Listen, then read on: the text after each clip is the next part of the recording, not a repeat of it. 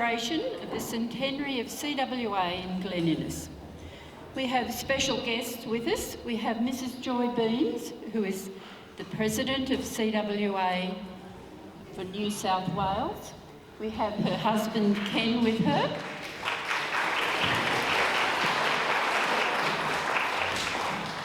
Adam Marshall has a very late apology this morning. We have Mrs. Betty Strong, who is our President in Glen, and she's also the Group President.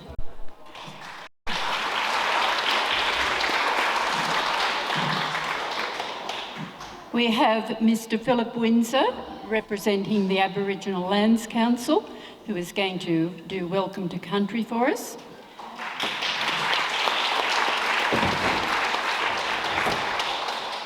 And we have Mr. Don Palmer from Angel Flight Australia, who is going to be our guest speaker.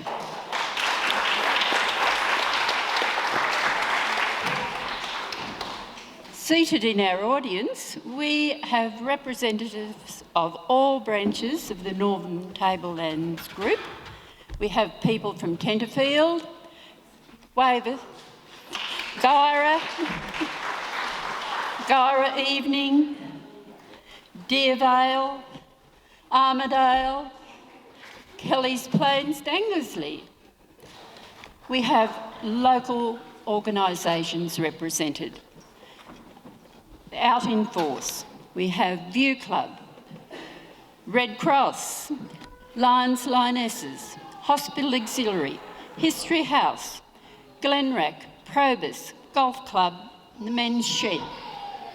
Thank you all for coming. We hope you have an enjoyable time celebrating the day with us. I'd ask you all now to stand.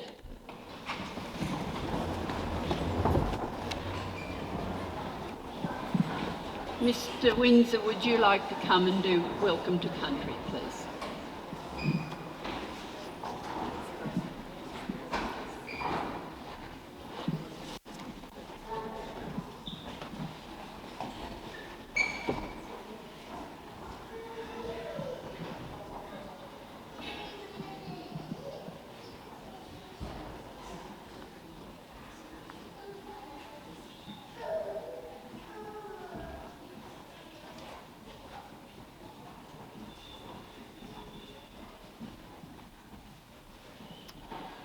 Dalan Biban. My name is Philip Windsor. I'm a very proud Ngarrabul Māori and the Chief Executive Officer of the Glen Local Aboriginal Land Council. Dalan Biban in the Ngarrabul language means be well today.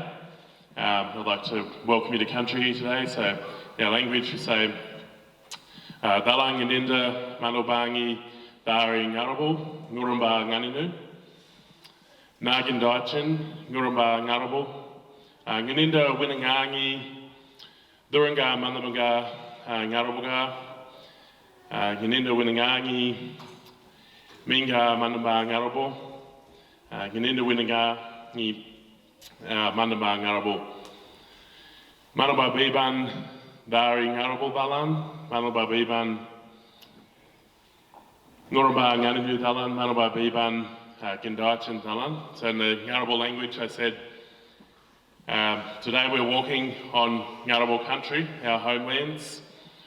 We pay our respects to all of our elder men and elder women and to all Ngarrabul people. This place in our language is called Gindachin, which is about the big granite boulders that we see around this country here. Walk well on Ngarrabul country today, walk well on our homelands today, walk well on Gindachin today. And so on behalf of the Glen Local Aboriginal Land Council, I'd like to say welcome to our country. Congratulations on your 100-year anniversary and thank you for all your service to the community. I do sincerely apologise, but I am the only person in the office today and I can't stay for lunch. I can't leave the office unattended for hours. So, but thank you all very much for having me and have a fantastic day. Thank you. Thank you. The pupils from St Joseph's are going to lead us now in the National Anthem. Ask you all to join in with them.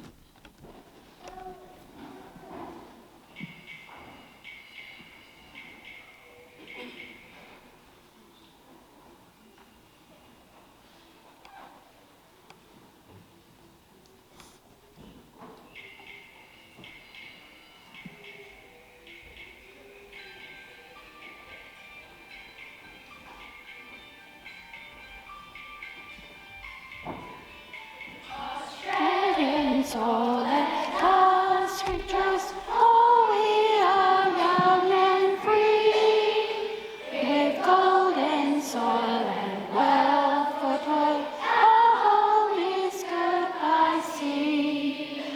Our land abounds in nature's gifts, our beauty rich and rare. In history's page let every stage our hearts Australia bear.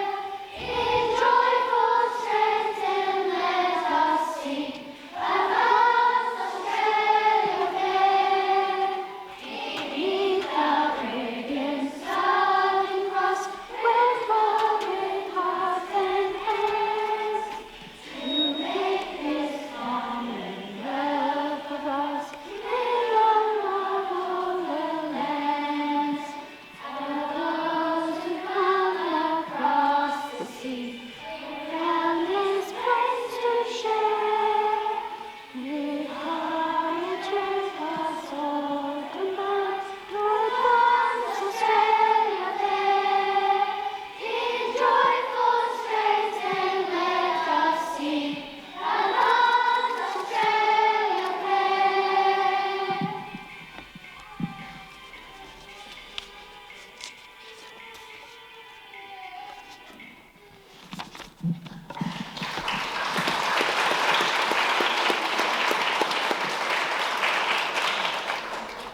Now it's the CWA, thank you, pupils and Shani.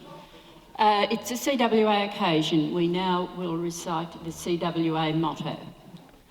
Honour to God, salute to the throne, service to the country, through countrywomen, by countrywomen, by countrywomen.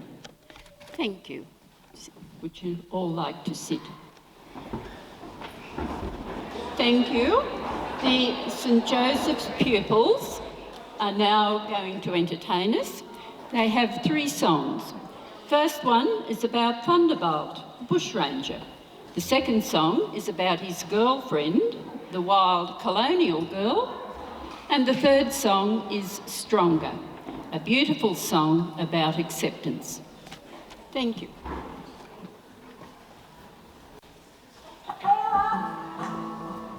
Gentlemen, please bail up. Empty your pockets, stand up. Put your money down. Ladies, I'll have your pearls. And I'll buy us all around. Drink up. I am the thunder, drink up. And the boat is my gun.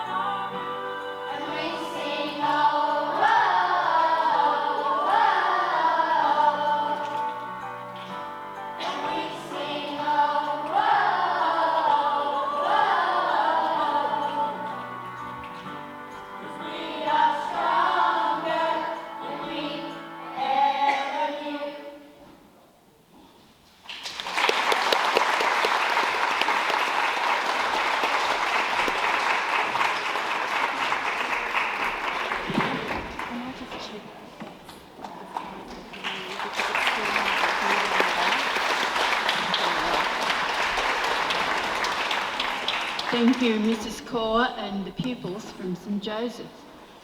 Today is a pupil-free day. These children have given up their free time and their mums and dads and grandparents perhaps have brought them along so they could perform for us. So give them an extra special clap, please.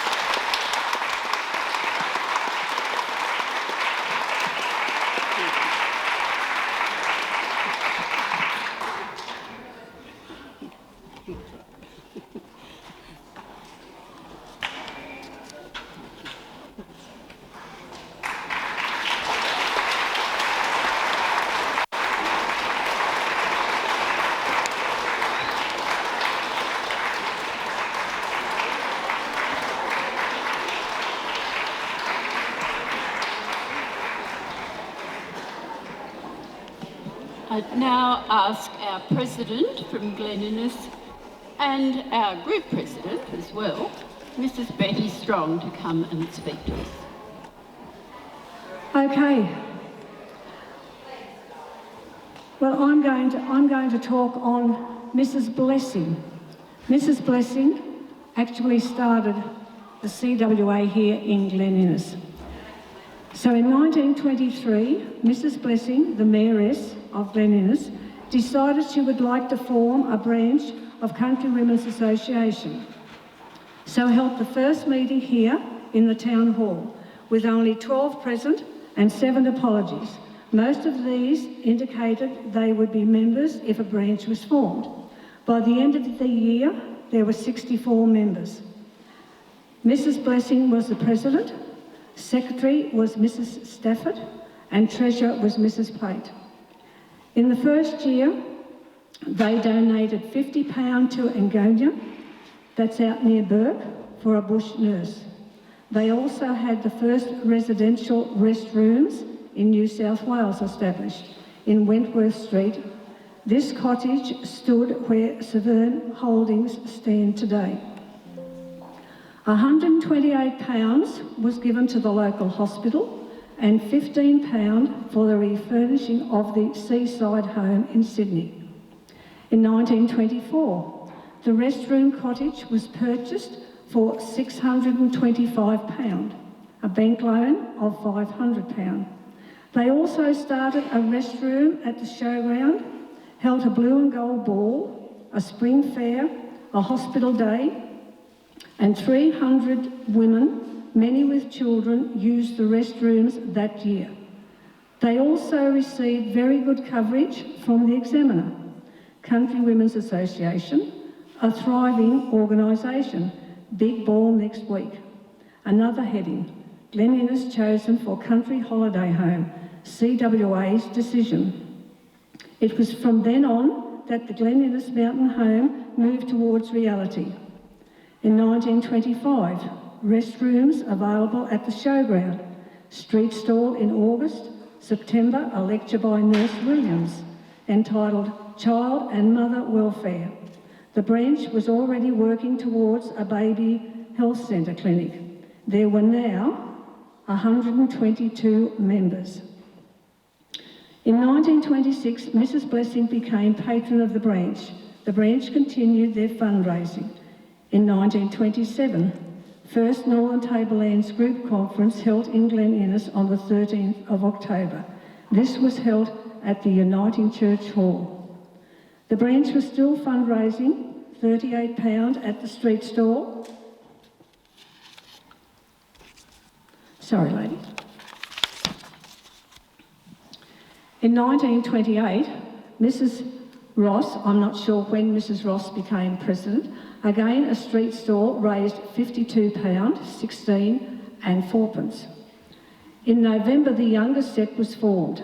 The restrooms were now free of debt and now working hard to establish a baby health centre in Glen Innes. In 1928, in August, steps were taken to secure a piece of land adjoining the bowling club at £3 per foot. In September, Mrs. Blessing offered the land to the branch for £2.15. It's hard to convert back to that. Again, not sure if Mrs. Blessing owned the land and donated it to the branch. Also, a grant of £500 was made to the branch from H.V. Mackay Trust Fund towards the Mountain Home. In November, £1,000 received from head office for the Mountain Home. Needless to say, the objective was to raise money for the home and the Baby Health Centre.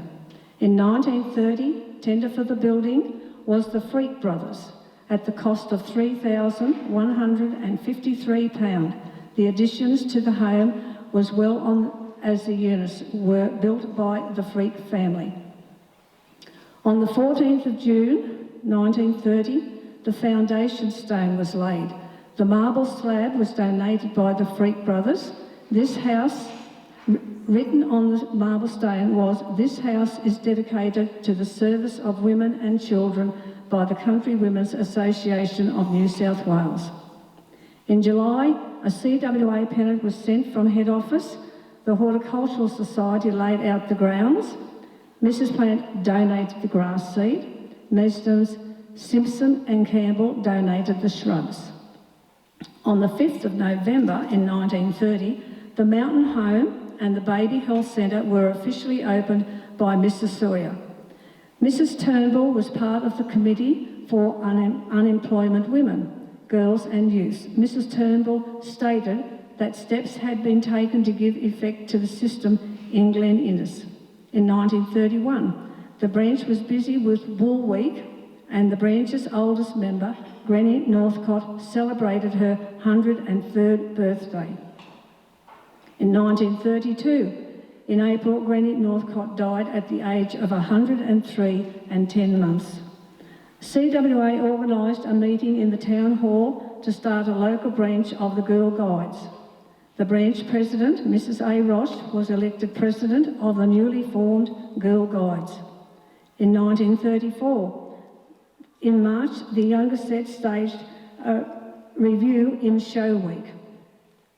In the early years of this branch, there was continuous and dedication supported to our hospitals, catering for official functions at P&A shows, the manning of restrooms for women and children at the annual show.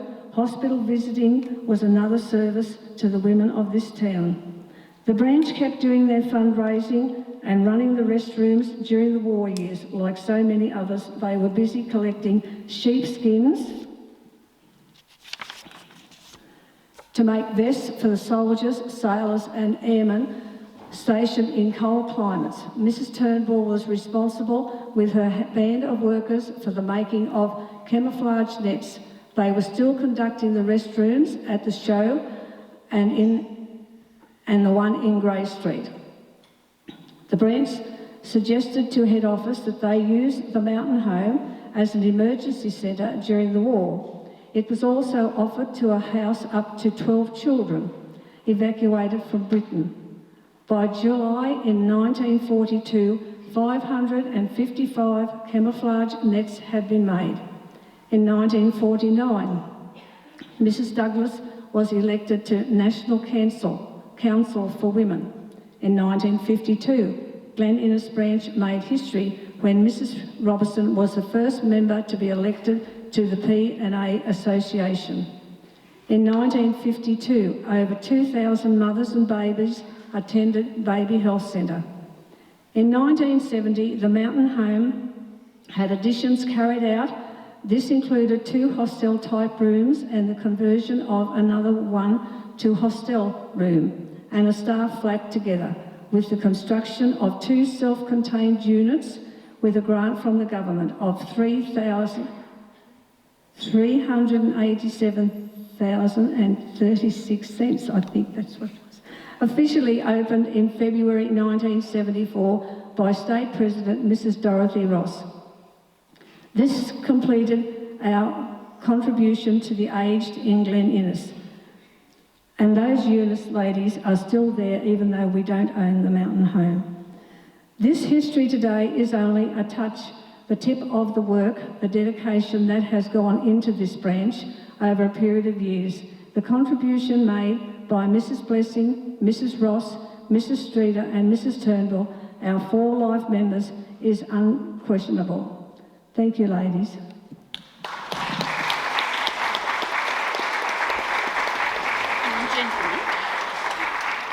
and gentlemen. So used to having ladies only. Thank you, Betty. Oh, no. Thank you, Betty. Now ask Mrs. Joy Beams, the State President of CWA, to come and address us. Thank you.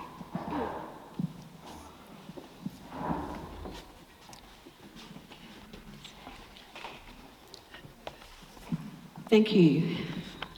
Thank you very much for hosting myself and my husband here today. It's lovely to attend 100-year celebrations, and I've done a few since I was elected in May last year. In 1922, this association was formed following a grave need for improved services and provision of some services for women in the country, particularly health services. And when our latest history book was released at our state conference last May, it's quite staggering to read some of the statistics that are around. How sad that there were more babies died during World War I than what there was servicemen on the front. That's really a very sad statistic, and it was then very obvious why we needed to begin doing something. So our current aims, and they haven't changed much from the start, just probably some of the wording, shall be to bring all women and families together and form a network of support, to provide a forum for the voice of all women in New South Wales, to improve conditions and welfare of all women and families, especially in country areas, to support schemes which enhance the value of country living, especially health and educational facilities, to encourage development in regional areas and to increase the viability of rural communities and the environment, to provide a voice to government at all levels, and to promote international goodwill, friendship, understanding and tolerance between all people. So like I said, it hasn't changed much, just probably some of the terminology. But the celebrations have been amazing throughout the state, and I've been to high teas, luncheons, dinners, fashion parades, all sorts of things. Different people have different ways of celebrating, but it is really nice to see that we're still a vibrant organisation, and our membership did drop a little bit, but in the last 2 years it's risen quite dramatically, so that's a really positive sign that once again people are starting to realise that the government's not going to fix everything, that we have to take a part and do something about it. Our advocacy work is ongoing, and I meet with parliamentarians on a reasonably regular basis and discuss issues that we may have. Obviously, health is still a major issue, and it's everywhere in the state. Everyone's experiencing some form of health issue. We also deal with education, transport, agricultural, environmental issues. And our Awareness Week focus in September, we always pick one of our major issues, and the last September we concentrated on rural maternity services, lack of or inadequacy of. So that's amazing. We do a lot of media around Awareness Week, bring to the attention of everybody what's happening. Another big thing for the association this last year has been some branches have celebrated the 70 years of the reign of Queen Elizabeth, and how good that she made it, but she didn't last very much longer after those 70 years. I've been appointed an ambassador by the President of the Legislative Council for the bicentenary of the Legislative Council, which will be celebrated next year, but they're starting things happening already. So look forward to seeing a roving display of things coming around to all the country areas talking about the bicentenary of the Legislative Council. So CWA as a whole are involved in hospital support, international studies, cultural studies, agricultural, environmental, handicraft, cookery, social issues. In fact, there's something for everybody. And one of our older members said to me quite a few years ago, it's too many facets to CWA, but that's what I think is our strength, because there's something there for everybody. Your branch mightn't be into handicraft, but they might be into cookery, or even some of the members have different interests, and it's nice that we can put them all together and find our own little niche. Another big thing that's been apparent in the last few years is disaster relief, and the association poured hundreds of thousands of dollars that had been raised by you members and members of the public that had donated to us. A lot of money went into Lismore and most recently into Eugowra. But it hasn't only been funds. Branches around the state have raised money to provide vouchers or quilts or all sorts of different things because they recognised a need in their CWA sisters and they wanted to help. So that's been an amazing thing to watch happen, and I know that those ladies are really extremely grateful.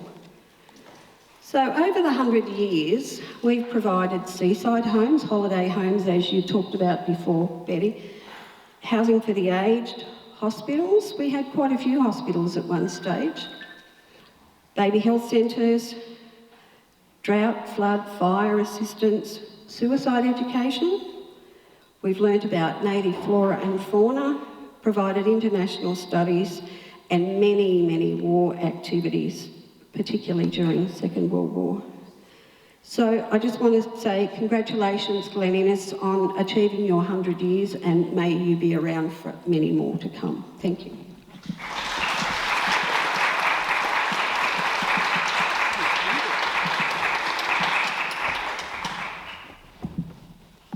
Thank you, Joy. I'd now like to ask members from the Glen Innes Council, representatives Mr Richard Quinn and Ms Lara Gresham, to come and speak to us.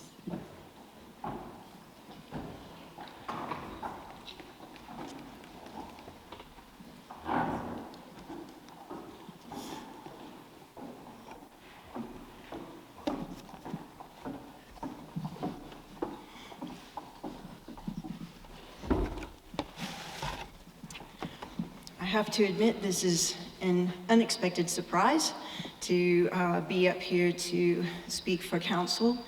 But I am very pleased to be here today, and I'm very pleased to pass on council's congratulations for reaching such a milestone in your organization. You have done wonderful, wonderful things over the 100 years that CWA and Glen Innes has been organized and working, and quite frankly, I bet those toilets were really appreciated. and I know that the health services and other things that you definitely put your hearts into to raise money for and to make reality is greatly appreciated. I'm very pleased that the council was able to help out to support this lunch today, and that we could help you celebrate such a special event. And thanks very much to Council's grants officer, who also helped, and he'll explain just a little bit of how that process worked.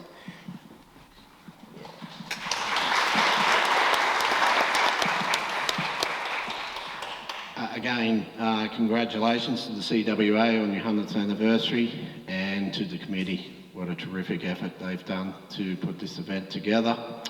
Obviously there's some apologies from our General Manager, Bernard Smith, Mayor Rob Banham, and Deputy Mayor Troy Arundale, who unfortunately couldn't be here today.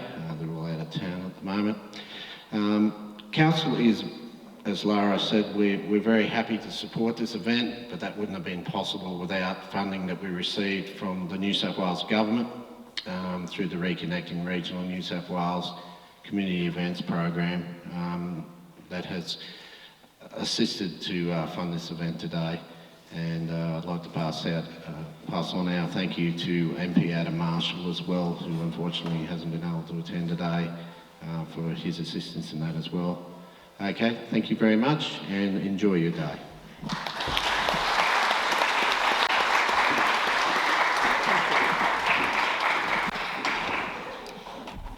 We have a beautiful centenary birthday cake here, and we'd like to get that cut now, please. So, Joy and Vicky, could you come and cut the cake for us, please?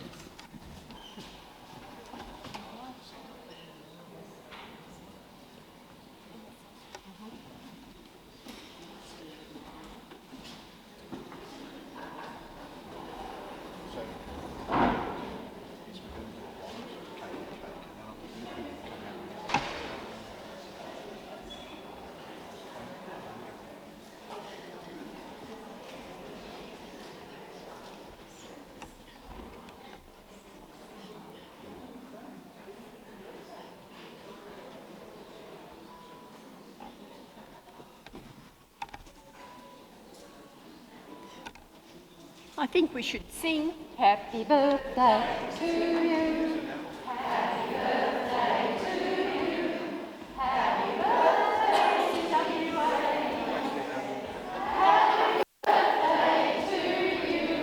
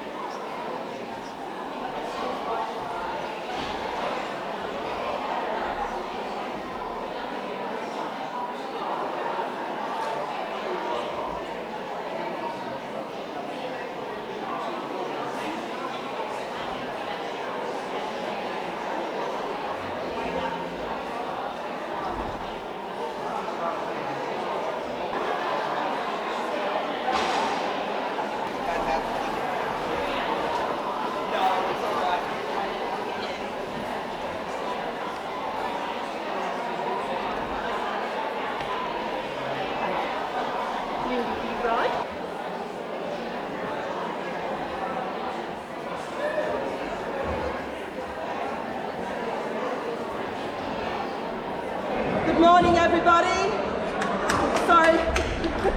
Sorry to interrupt you. We're some of the entertainment today. We're from the Glen High School, and we're about to perform a Latin fusion routine called Rio, a bit of Carnivale for you today. First of 4 routines. Thank you.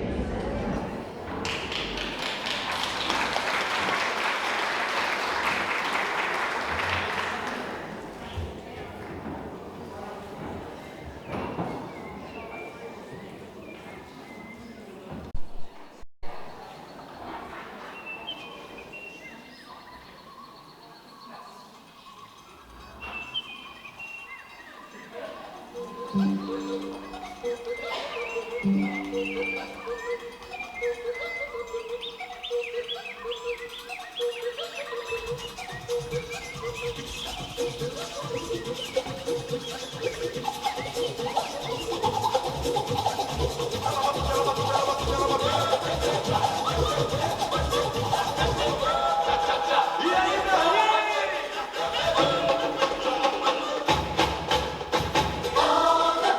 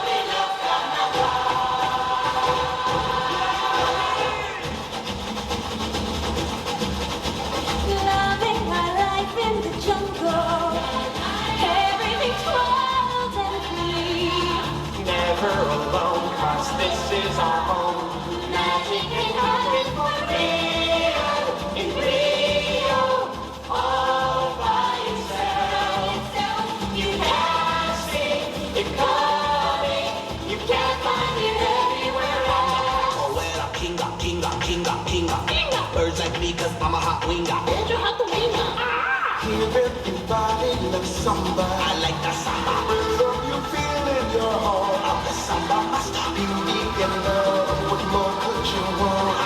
Everything can be for me. It's something else. You just feel, you happy. You won't find it anywhere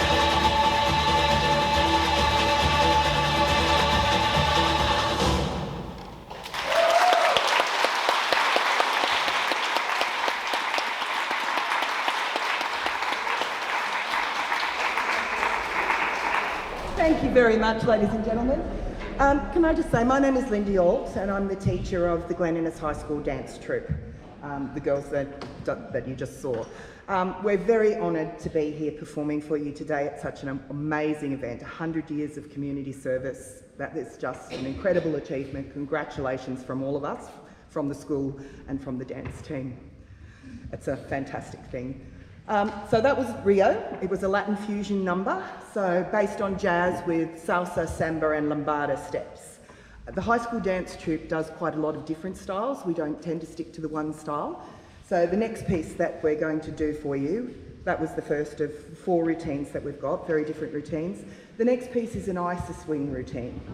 Now ISA swings are normally a belly dancing prop that you see in belly dancing routines. We've taken it onto a contemporary level and we're using it with contemporary dance to depict an Australian heavy-duty electrical storm. So we call this ISA storm, and it's basically a depiction of the ferocious lightning and the heavy rain that you get in one of those torrential storms that we have that blocks our gutters and spreads water across our streets. So that's the next routine that they'll do for you. I'll just give you a few minutes to chat because we do have kids in common with every routine, so they're very quick change artists, but it will take them a minute between each routine to change. Hopefully that's all right and you can be patient with that. Thank you so much. We'll be back in a moment.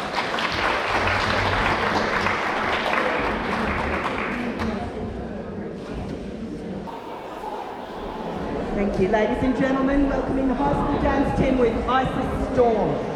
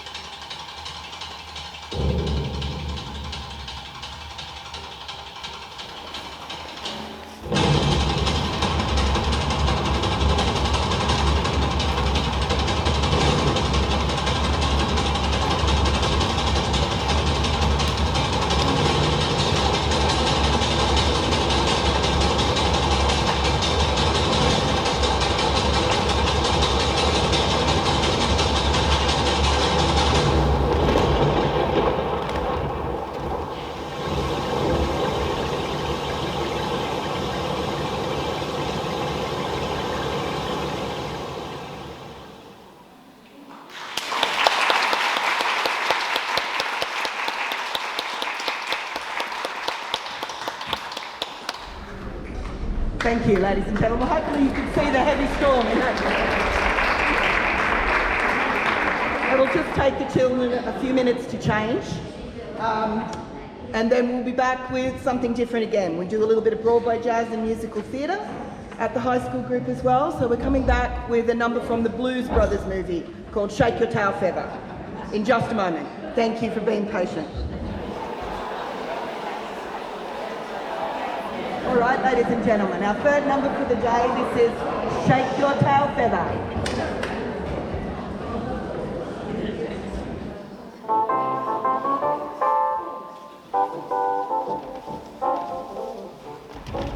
Well, I heard about the fella you've been dancing with all over the neighborhood. So why didn't you ask me, baby? Or didn't you think I could? Well, I know that the boogaloo is out of sight, but the singer makes a thing tonight. But if that was you and me, baby, I would have shown you how to do it right. Do it right. Do it right. Do it right.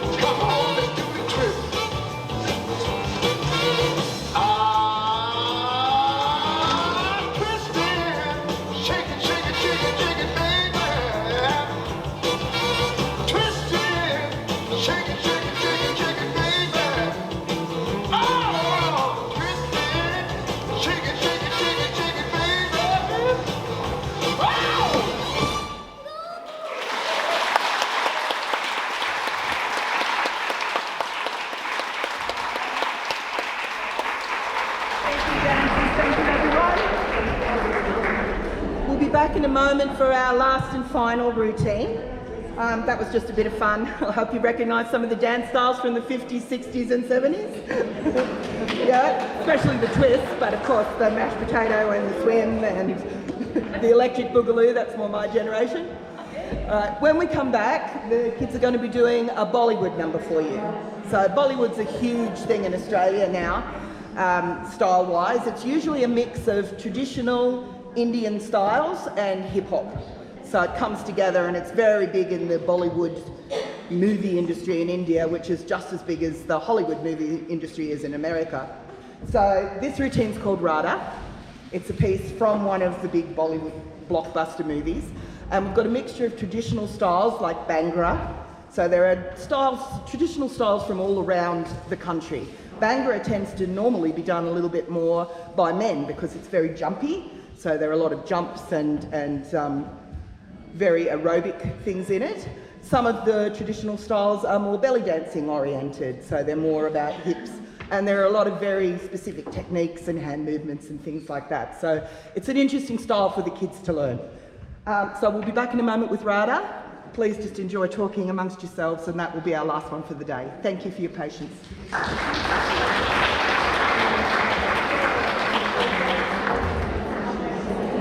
Ladies and gentlemen, I'll just welcome back to the stage the Glen Innes High School dance troupe with Rada.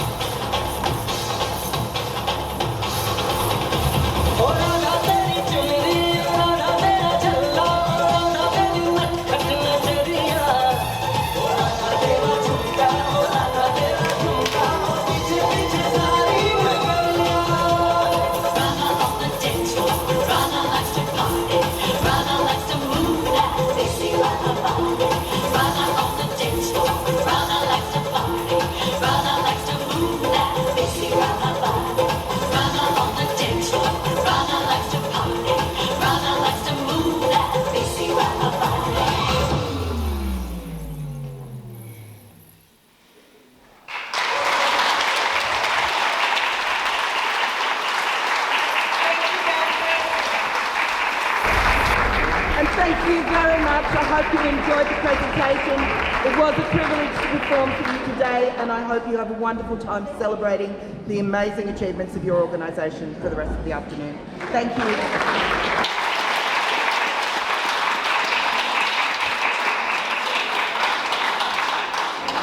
Thank you, Lindy and girls. Lindy is an institution around Glen Innes. I think she's been teaching dance for how many years, Lindy? 40? Yeah, about that. Way too many. Wonderful talent. All right. Are you hungry? Right. Well, I'd like to ask Mrs. Ruth Blanche to come and say grace for us before we have our meal. Ruth is our patron of the Northern Tablelands group of CWA.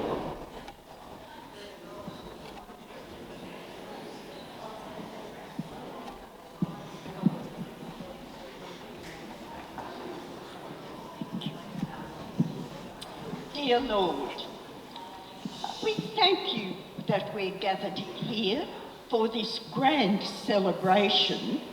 100 years of CWA at Glen Innes. This is our explanation. Bless this meal we are to enjoy with friends from far and wide. May all people be united, working side by side. Amen.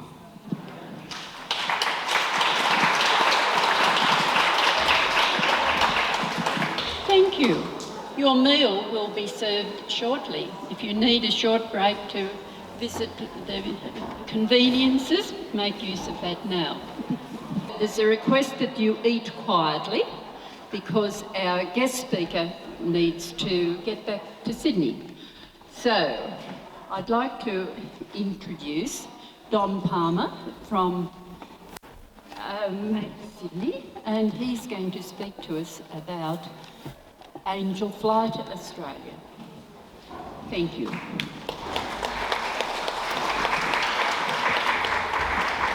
Hello everybody, all you lucky people here. So lucky to live in the country, I don't. But this is why I come here, because this is the best of all, coming to places like that and to see all you ladies and some gentlemen, just everybody. I was speaking to the cameraman earlier. Every one of you were looking around, every one of you were talking with a smile. And it's so good to see everybody so happy on a great day like this today. So anyway, my name is Don Palmer, I'm from Angel Flight, and I just was hoping to explain a few little things for you. Is that a car reversing or me? Watch out behind you. Anyway, first off, it's really weird for me coming out and being asked to come for our 100th anniversary. Well, how good is that, and how privileged I am. And so thank you very much. You do make me very nervous, being so many of you, but if you could just bear with me, I'll bluff it somehow. First off, I've got to bluff to get this damn thing here going, because once again we're in the bush and we've got to bush it. And I could probably do that, but anyway. So first off, what I'm going to try and do is give you a video of what Angel Flight's all about, and then I'm going to try and reiterate a little bit on it, if that's okay. Just be a little bit patient and I'll try and get this gadgetry going.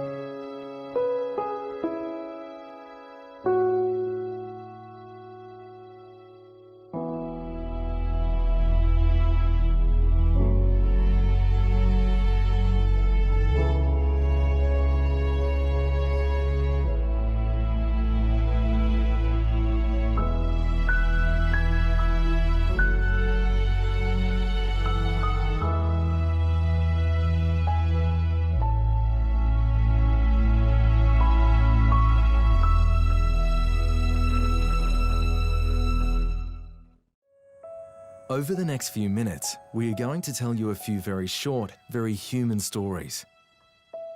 There are many thousands of such stories in Angel Flight's history. These stories are not typical. Angel Flight has no typical stories. Every mission is unique and tailored to the needs of each passenger. We help rural Australians with health problems, with family struggles, and serious financial worries. Australians with quite enough trouble without the daunting distances to travel for essential medical treatment. All Angel Flight services are free, with volunteer pilots and volunteer drivers helping their passengers as if they were family. This is Poppy. She has a balance disorder that still has no specific diagnosis. She needs ongoing trips from her home in Coffs Harbour to Brisbane's Royal Children's Hospital. Leonie became profoundly deaf at age 47. In a pre-surgical check for a cochlear implant, a brain aneurysm was found. With a young family and living south of Sydney at Merimbula, Angel Flight has helped Leonie nearly 100 times. Kayla made nearly 400 flights with Angel Flight from her home in Chinchilla to Brisbane. Most of these flights were to receive hemolytic dialysis, as earlier sickness had left her with no kidneys. The Angel Flight team is dealing with up to 20 such missions every day of the week. If we have to drive to Sydney, it takes about 5 hours. Going on Angel Flight, it's an hour, bit over an hour. It's just absolutely wonderful. They're just fantastic. They're absolutely fantastic. Not enough people know about them. I tell everyone I know about them. Now, meet some of the real Angel Flight heroes, the pilots and drivers who volunteer so much to help those doing it so tough. We can see the need for people to get back into the city for specialist care, and we're more than willing to help. We wanted to put something back into the community, and we saw a great connect between our joy of flying and the pleasure we've had out of it, and the opportunity to use that through the charity. Life's been pretty kind to me. I'm fortunate to be able to use an aircraft in my business, and it's one small thing I can do in return.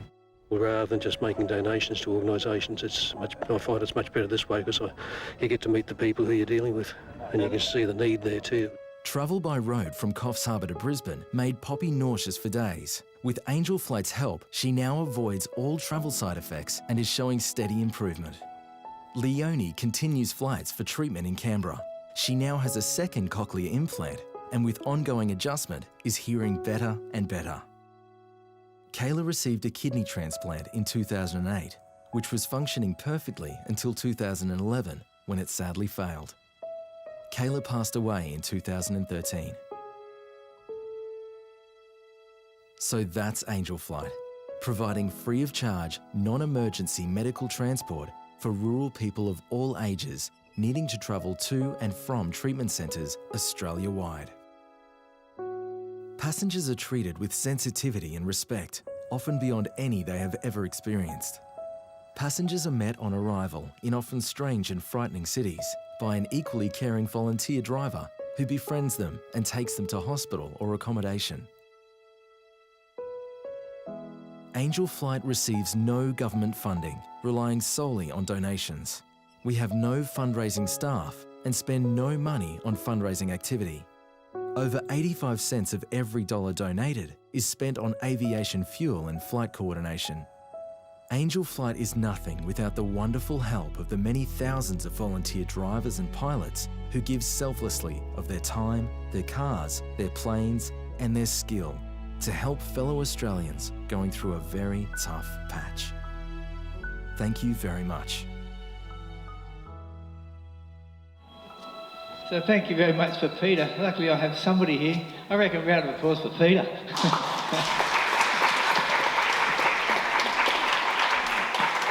Peter's Betty's husband. I guess most of you would know that. Anyway, so, like I said, how lucky I am here to be with you lot. It's great. It is a true privilege. I don't normally get to talk to much people more than about 30 in an audience. Today I've got all these wonderful women looking at me. But anyway, a couple of blokes, so it's all right. And anyway, so now, just to tell you a little bit about Angel Flight, because that's pretty quick, and maybe I can just reiterate on a few of the other things there, what we did. What Angel Flight is very much different to the Royal Flying Doctor Service or Care Flight or Air Ambulance.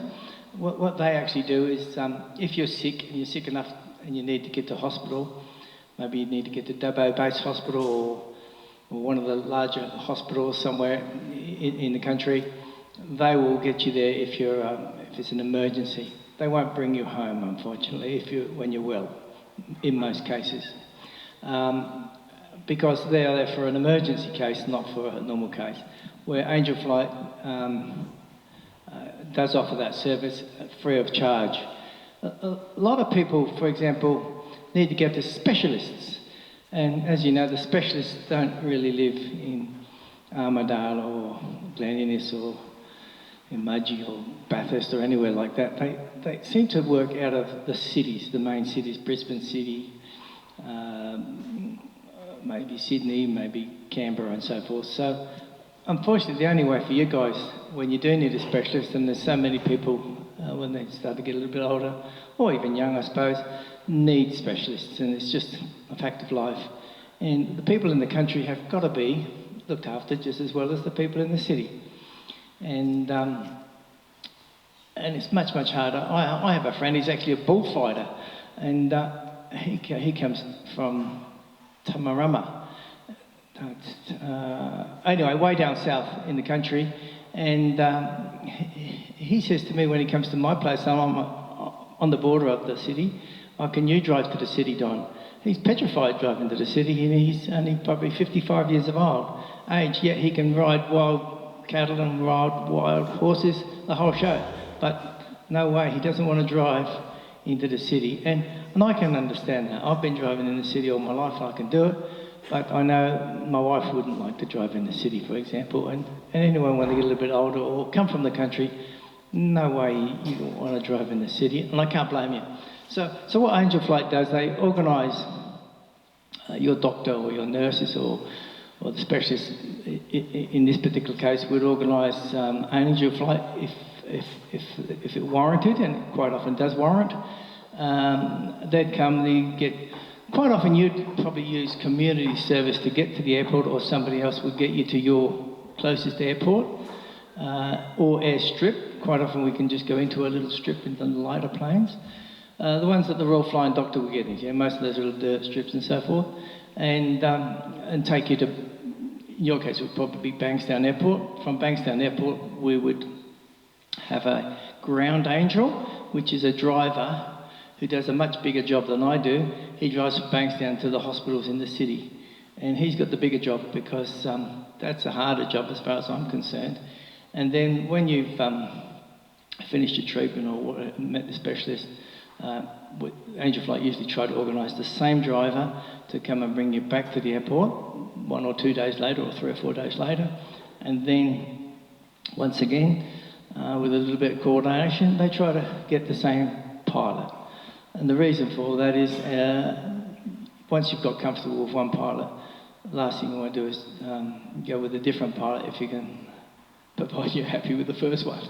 So that's what they do, and they do it extremely well. I think there's only 3 ladies, possibly 4 ladies in Brisbane, which coordinate for all of Australia, for all the states in Australia. And I just can't believe what a wonderful job they do, and everything they do all the way along to make sure nobody's left behind or whatever. Now, for some reason I can't, or the pilot can't get you home, then they would try and organise you a Rex flight or a Qantas flight or one of those flights to a larger airport to get you home. They won't just leave you in the bush. And if there was, for some reason, you couldn't get a driver when you got to Sydney Airport or wherever you were going, they would organise a taxi for you as well. They are just one of these companies that just everybody would have to be so proud once you've been part of it to realise how well all these things can actually be organised. I run a small little business in the city. I use my plane for the business a fair old bit. So I'm pretty privileged and I'm fairly lucky, I think, in many ways. So like the other 2 fellas just said on the video, they like to put a bit back, and with their own plane they can do things. So Angel Flight, through donations, would pay for half the flight, which would be the price of the fuel, and the volunteers like myself would pay for the remainder. So I can't do an Angel Flight every day, obviously, but I can try and do one every week or every week and a half or so, or a presentation or whatever I can do. In the old days, I probably would only do one every 6 weeks or so. It just depends on the situation. There is 3,000 pilots, and there's 5,000 ground angels, as we call them, for drivers. My brother Tom is a couple of years older than me, used to work for Qantas, was an engineer, and for example, he used to come with me sometimes on a flight. I can bring a family friend or somebody if there's room in the plane and some company on the way home. And he liked the organisation, so he's actually now a ground angel. And sometimes I could go to Bankstown to meet a patient, and sure enough, there's my brother's smiling face. But quite often then I'd say, oh, we would have organised it the day beforehand. Well, you may as well come with me, Tom, you know, or whatever. So it all kind of works out well, and it's just one of those organisations that everything seems to be a lesson in life on how well things can be organised. So now, the thing people often worry when they see my face, they think, this guy's after donations. No, I'm not. I'm not after donations. Actually, it's completely the opposite here tonight, or today. It's not for donations, but it's just to make everybody here aware, and everybody here aware that they've got neighbours and friends that possibly could use a friendly face to look after them, to get them to hospital in their time of need. And in so many cases, you wouldn't believe your next door neighbour, whoever, or yourselves, or somebody you know, a family, is facing, they've got to get to a specialist in Sydney or Brisbane or wherever you're going, and it would sure be nice to have some help. And that's where Angel Flight come into view.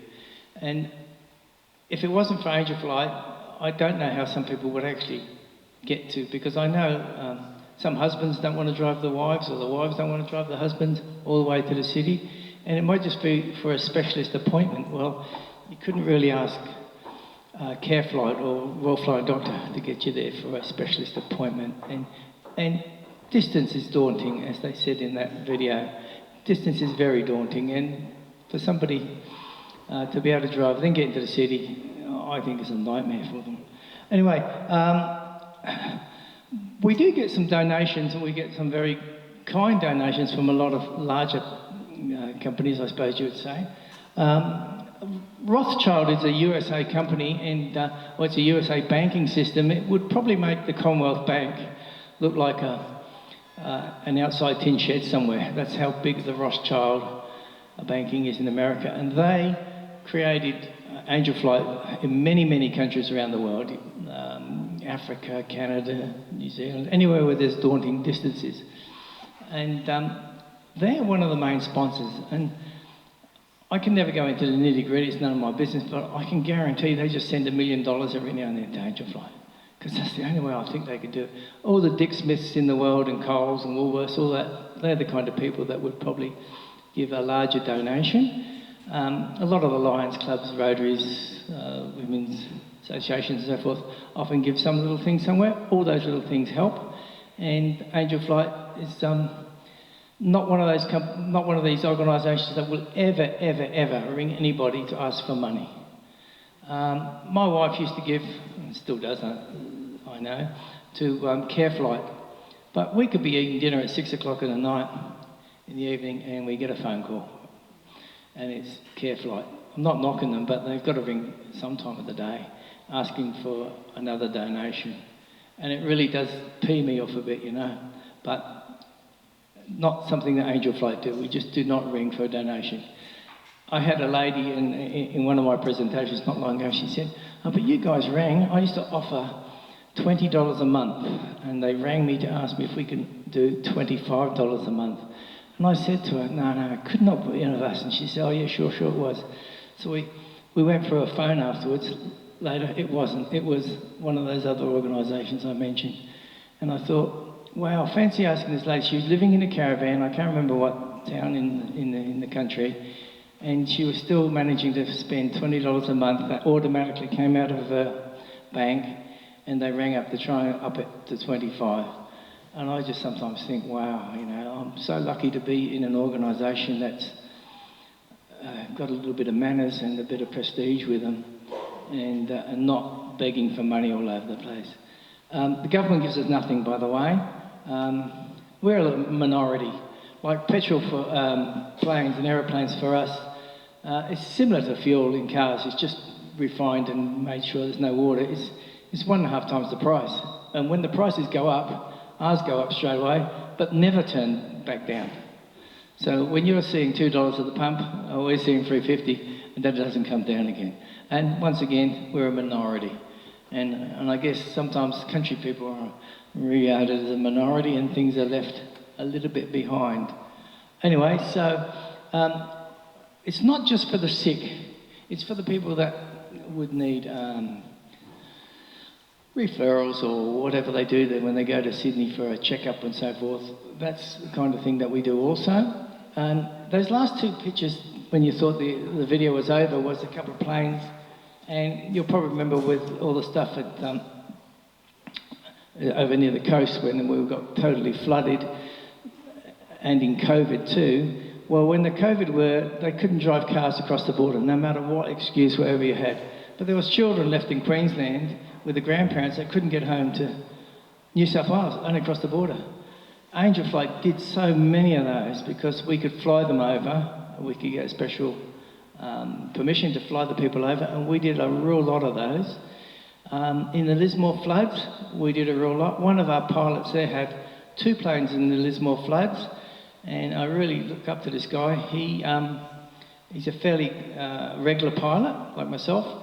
Both planes were flooded, completely ruined, hundreds and hundreds and hundreds of $1,000s. He got in this monster big tinny, which is about the length of this table just in front of me, so it was a good sized tinny, and he went and helped as many people as he could because they were stranded on roofs. Luckily he had a life jacket on. He went to rescue somebody, hit a power pole that was just under the water, turned his boat upside down. They found him on a roof 4 hours later. So here's a volunteer trying to do everything, even getting in his tinny boat to do everything, and how bad luck was he, you know? But he's up and again flying and doing what he can again for Angel Flight. It's just one of those typical Aussies that would just keep going and looking after people. So yeah, so that's that I spoke about. The pilots use their own planes, like I say. We don't just have any old bomb. Most of the pilots are IFR, not VFR, which means they can fly in cloud. They've got a few more ticks against their name, I suppose. It can fly in most weather, but we won't fly in storms, hail, or bad icing conditions, and that's when we say no. And I've said no many a times to a flight because the last thing I want to do is bring somebody back to Armidale or somewhere and it's as bumpy as anything, and now this fella is not real happy because he's hit all these bumps. I could love to tell you a couple of stories, which I'll be real quick, especially the one at Armidale, and he's my favourite. His name was Ron, my name's Don, so it's not hard to remember. And he had a cancer of some sort, I'm not sure which now, it's a few years ago. And I took him regularly back to Sydney and backwards and forwards. And one day he got on my plane and my brother Tom was with me, and he wasn't a ground engineer in those days. He looked sad as sad could be. And I said to him, Ron, you look real bad today, you don't look happy. And he said, no, Don, he says, today they tell me whether I live or die. Or maybe tomorrow they'll tell me whether I live or die. And anyway, this fella was number 13 in the world on a test drug. The test drug was $160,000 an injection, but because it was a test drug, it was for free. So that's the kind of money these kinds of things could be costing people. And he lost his hearing, but they fixed that. Another person went blind, they fixed that. But all these things can happen with these test drugs, but usually they come through. Well, anyway, this Ron fella said to me, no, Don, I'm not sure whether I live or die today because this is where I get my final results. And I said to him, and you know, you probably can bear with me here. These people become like a friend or a family to you after a while because you bear with them a bit. And I said to him, whatever you do, Ron, you let me know, will you please, when your results. And with a smile on my face, I said, but don't bother telling Tom here because he don't care. Because Tom was the new guy, you know. Anyway, we all had a good laugh. And anyway, the next day I went to work, I did not hear a thing from Ron. And I was having one of those days, everything goes wrong and you're having a sad day. And it was one of those sad days for me. Nothing was going right at work. And the next day I thought, he probably hasn't rang me because it's bad news. Well, the next day I wasn't having a real good day either. And by lunchtime he rang me, he says, Don, I'm going to live. And let me tell you something, my day changed. It was like my mother is going to be living again. It really was, or my brother was going to be living again. So those kinds of things in life, and I see many, many others. I can't go through all of them because I just have too many. But those kinds of things in life is what my payment is, to see somebody getting through all these things. So Angel Flight also now have just branched out now to a whole lot more because there's a real need now because there's not many doctors out in the bush in these places now. So what we're actually doing is transporting doctors to the country so that they can do a week's work. Well, to drive out to, Nyngan or Cobar or somewhere, it's a long drive for a doctor. Then when he gets there, he needs a rest. We get him there in an hour, maybe an hour and a half, and he's ready to do a day's work. And vice versa, at the end of the day, at 5 o'clock or 6 o'clock in the evening, he's ready to come home. He's home before dark and can have tea with his family. It makes a big difference. So now Angel Flight's expanded a little bit more to help the doctors actually come to you guys. So without any... I've got to just mention a few things there because I'm proud to be in Australia and I'm sure you guys are so proud, especially being in these associations. Did you know per capita, Australia has the highest amount of volunteers? A lot of people don't, but I like to stress that at the end of the day because how good is Australia? Like, who wants to live anywhere else? I don't know. Anyway, so that's that. No money is spent on promotion. This shirt and tie and whatever else, I might have a hat. It's just been donated to Angel Flight by somebody who's in the rag industry, for sure. Literature is sent. Advertising, sometimes I know that we're advertising in the country. We're not advertising 7, 10, 9 in the city, because that'd be too dear. We don't pay for that. That's one of these ads that they put on every now and then when there's a gap. And the channel transmitting has a little space and they always have a fill-in. And we just get some fill-ins and you'll see all that. So my main aim today is, if I can go away before some questions I'm sure some people have had, is if you know somebody that needs to get to Sydney or home, and it's obvious 99% of the time it's not going to be easy for them, Angel Flight, and you'll find them on the web. All the doctors have the name and numbers, and that's why I'm here, not to take your money. Well, I will, but no, I wouldn't know what to do with it. I'll probably put it in my pocket. No, I'm only joking. But it's more to spend the money on you guys. There is money there in the kitty to look after the people of Australia. So if we have any questions, please ask, because I'm sure there are questions. So to find Angel Flight before I go, it's just on the web. Somebody will always have it. It's angelflight.org.au, I think it is. But if not, all the doctors and nurses and those kinds of places would all have Angel Flight somewhere. You just type in Angel Flight and it comes straight up. So it's easier than me trying to give you these other directions. So if anyone wants to put their hand up for a question, please do. And then, lovely Laura, you saved my life. Thank you very much. That was absolutely fascinating. Just a question. Can an individual who needs your services contact you, or does it have to be through the doctor's surgery or a medical provider? That's great, because everybody asks that question, and just ring up Angel Flight. Just ring up Angel Flight. And can I tell you, 99% of the time, they will look after you. They're just so weird. I've got to just tell you one story, because you know what taxi cab drivers are like in Sydney, hey? And I'm not racist, so don't get me wrong. Taxi cab driver, lady that I take from Coffs Harbour quite often, really, really bad back problems. 6 out of 10 paying is a good day for her. 6 out of 10. So whenever I transport as high as I can, out of the bumps and so forth. This one day I couldn't transport her. The weather was too rough and I wasn't going to take the chance, so we put her on a Rex flight, I think it was, and we got her to Sydney. Sydney, because we hadn't got the driver organised to go to Sydney, only Bankstown, all went wrong, they got a taxi for her. Premier Taxis. I don't mind saying their name because I don't like them anymore.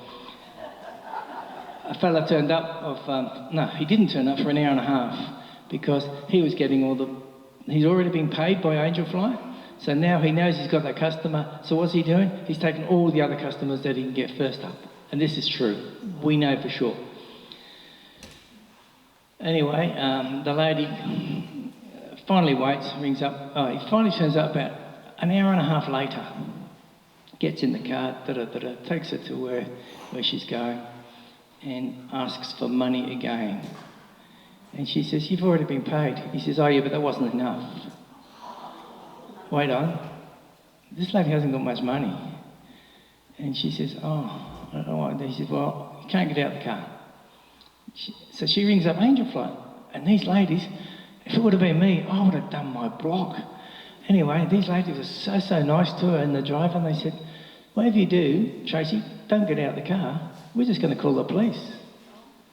And he could hear her, because he was going to drive her for the bags if she got out.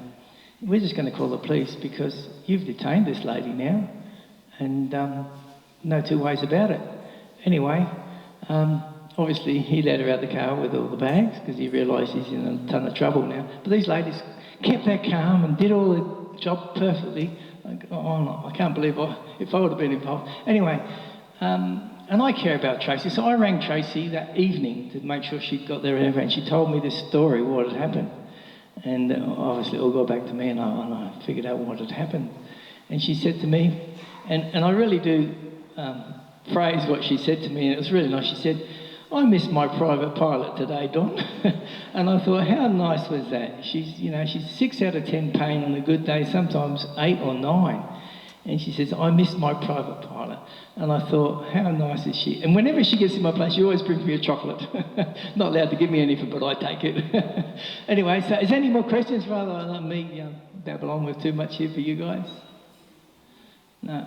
Anyway, it was nice to meet you all, and I'm sure you're very proud of what you've all achieved here today. And thank you very much for letting me work as a bit of a bush pilot here, trying to get this whole lot going. It was a bit too bright in here, and I didn't realise the brightness was going to wreck the system. Usually, most places I go to a club or somewhere and they've got an overhead projector and a TV, and this is my backup system.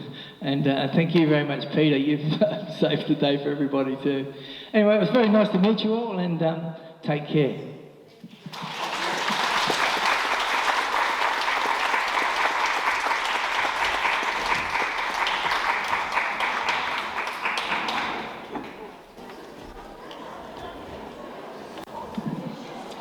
Well, thank you very much for that, Don. I do appreciate it.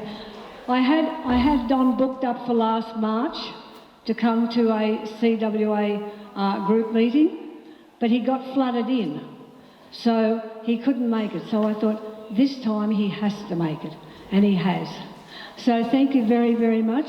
It's nice to have you. I enjoyed your talk. I'll have to get sick one day just to get to take me. Anyway. Thank you very much, and please accept that as a small gift from us, and have a good trip home. Thank you very much, everybody. Okay.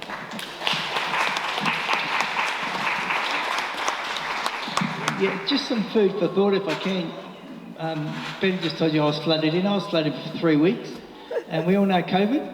My wife was flooded in for 3 weeks. Guess what? She got COVID. She'd only had me. I hadn't been anywhere, but I think we brought food in. And so, we get COVID no matter what. And we just thought it was extraordinary, the fact that we hadn't seen anybody. And here we are flooded and my wife ends up with COVID. So anyway, be COVID free.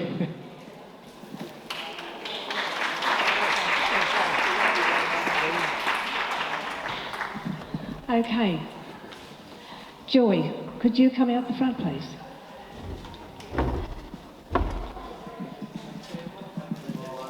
It's a bit heavy, so I don't know which way to stand. Oh, okay, Joy, I can't. I'll have to stand over the side. Joy, I'd just like you to accept this gift from us, and thank you very, very much for coming and spending the day here with us. I hope you've enjoyed it. It's been lovely having you. Thank you. And I hope to see you again soon. Thank you very much. Okay. Thank you. Thank you.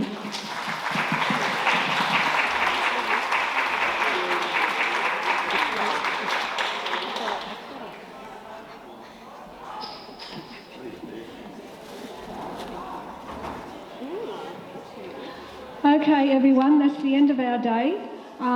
There is tea and coffee and cake up the back for anyone who wishes to have it. And also, when you're going, can you please take the placemats and all the things that we've got there for you, the little brochures and everything. If you could take all those with you, it would be good. I hope you've had a wonderful day. I hope you've enjoyed everything. I think the school children were absolutely wonderful. So thank you very, very much, all of you, for coming and joining us for our 100th anniversary. Thank you.